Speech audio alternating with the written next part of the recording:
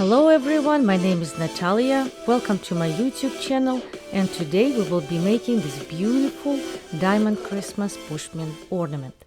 So the idea was born when I purchased this gift box, and it came with protective corners. And so I kind of liked those, and they were absolutely perfect. I decided to make two diamond ornaments.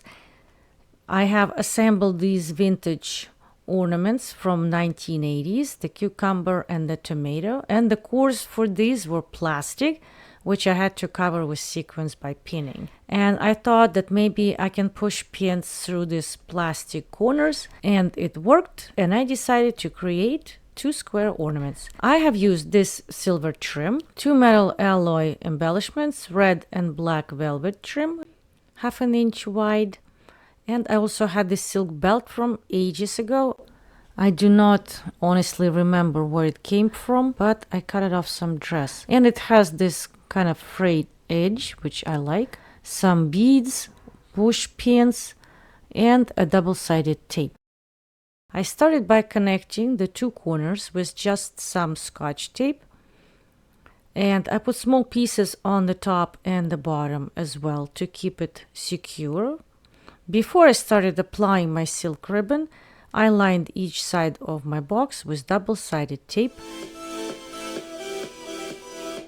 However, because I did not have enough red ribbon, I had to cut the belt each time when I applied it to the box, and I had to keep my edges very short because I calculated and I barely had enough to go around the two boxes. Now let's overlay the first two pieces. Try to keep the corners sharp, press firmly, and I'm cutting it in place, but you can have your piece go all the way around the box. Just make sure you keep the red ribbon nice and tight. And of course, here I am coming to the spot where my ribbon has a mark, but I will make sure it is hidden. And I keep cutting my ribbon, as I mentioned before, because I simply do not have enough. Now I hidden the mark behind the other piece of ribbon.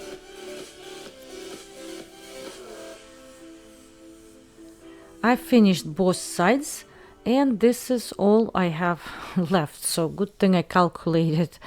Next, I will apply more double-sided tape around the perimeter.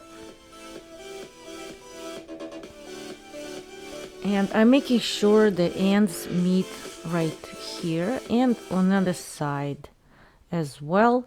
Now I trimmed the red velvet straight across, and I want to point out this antique kind of worn out look, which I inadvertently discovered how to create. So if you gently press some tape in the back of the velvet ribbon, you can pull some of the fibers out, and it gives it a little bit of a old worn out look, which I really liked.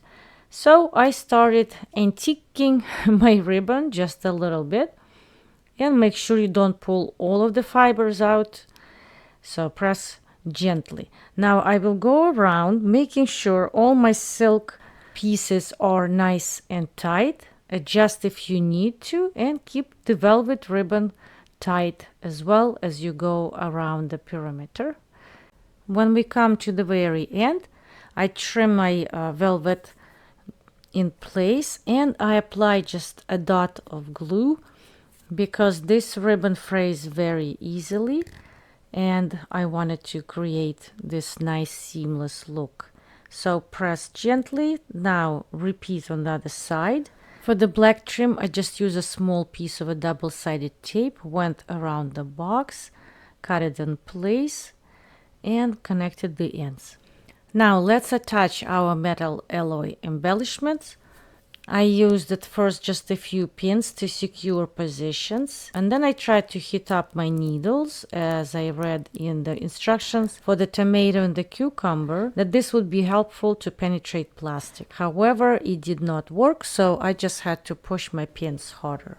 Now I will apply my silver ribbon, secure it with just a few pins in the beginning, And then I started embellishing the box with pearls, but then later I found that it did not work out because they did not stand out against silver ribbon, and so I switched later on to gold beads. But I kept pushing the pins in on two sides of the silver trim, and when I came to the end, I trimmed it in place, created the loop, and I kind of matched the pattern of the beginning and the end of the ribbon and secured with more pins. And this was it. This is how my finished ornaments look like. It took me about 2 hours maybe for both of them.